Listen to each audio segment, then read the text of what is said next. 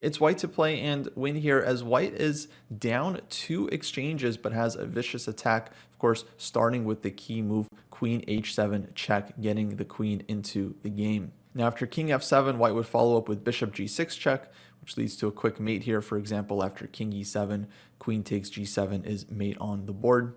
So a much better defense for black is to try king f8. Here's where white needs to continue to be very precise. If knight takes e6 check, which is very tempting, after king to e7, black's king is actually escaping, and white does not have a mating attack here. Best white can do is a perpetual.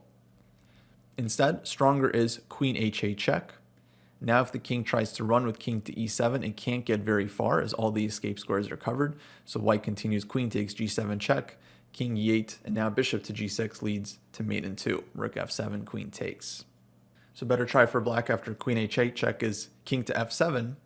And here it's not so easy for white to find the best move. Queen takes h5, king e7. Once again, white doesn't have more than a perpetual here. And if queen takes d8, just taking the rook, well, this gives black a chance to create some counterplay, for example, with queen e1 check. And here, black is the one that gets to give a perpetual. So how does white win? Well, white wins with a fantastic shot, bishop to g6 check. Absolutely the critical move of this entire combination.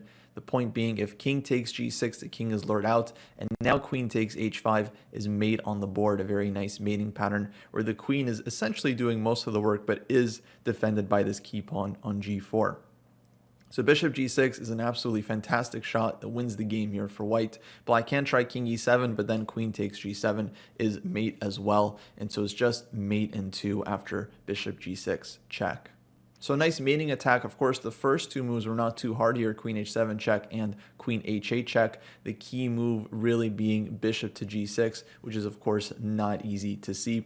But it is a check, and it's a great reminder to always look out for all the possible checks in the position, especially when you have a big attack, you're trying to mate this king. You really have to try and consider as many options as you can, because you never know when a surprising move like this can end up leading to mate.